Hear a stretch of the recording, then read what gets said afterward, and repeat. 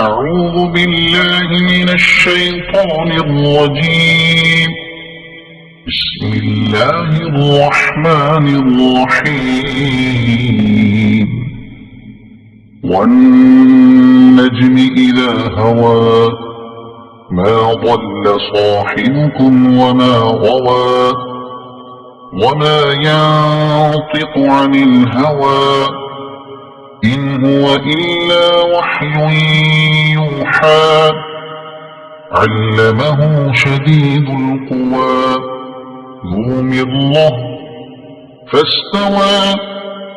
وهو بالأفق الأعلى ثم دنا فتدلى فكان قاب قوسين أو أدنى فأوحى إلى عبده ما أوحى ما كذب الفؤاد ما رأى أفتمارونه على ما يرى ولقد رآه نزلة أخرى عند سدرة المنتهى عندها جنة المأوى إذ يغشى السدرة ما يغشى ما زاغ البصر وما طغى لقد رأى من آيات ربه الكبرى أفرأيتم اللات والعزى ومناة الثالثة الأخرى ألكم الذكر وله الأنثى تلك إذا قسمة ضيزى إن هي إلا أسماء سميتموها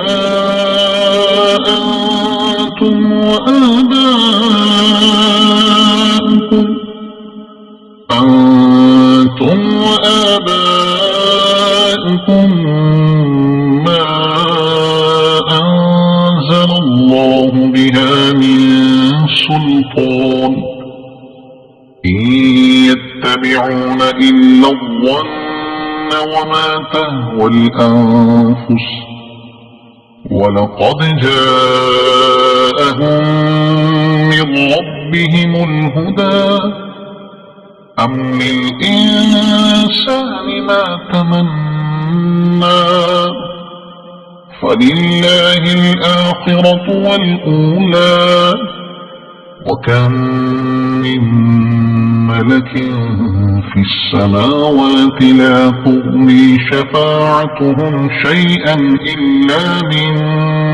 بعد أن يأذن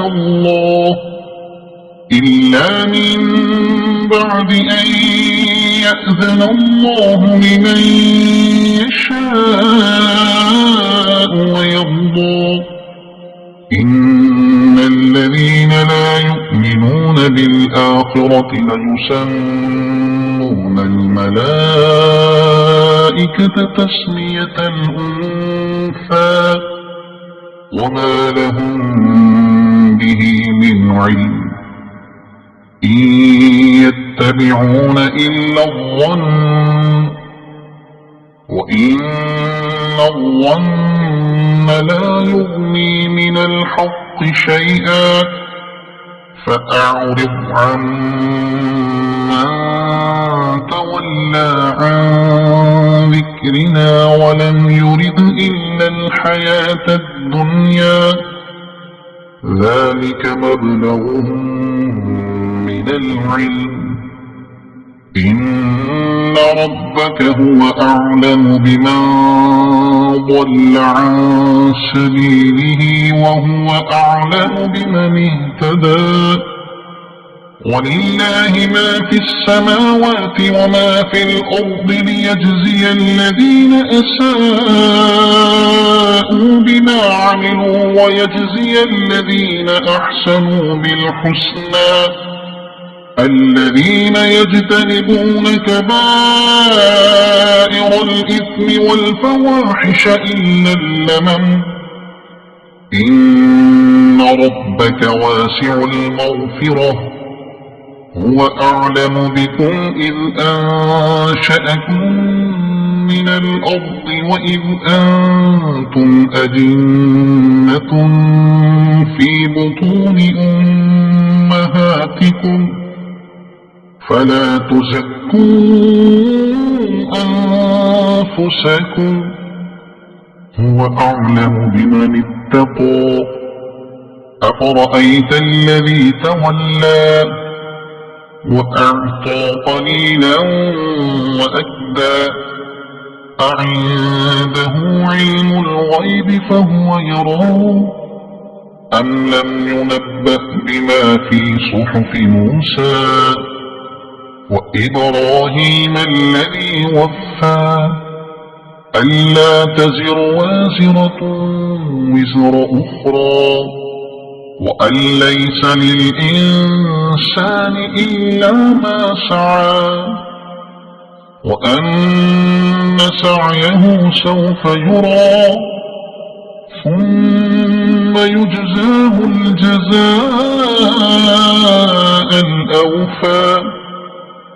وأن إلى ربك المنتهى وأنه هو أضحك وأبكى وأنه هو أمات وأحيا وأنه خلق الزوجين الذكر والأنثى من نطفة إذا تمنى وأن عليه النشأة الأخرى وأنه هو أغنى وأقنى وأنه هو رب الشعرى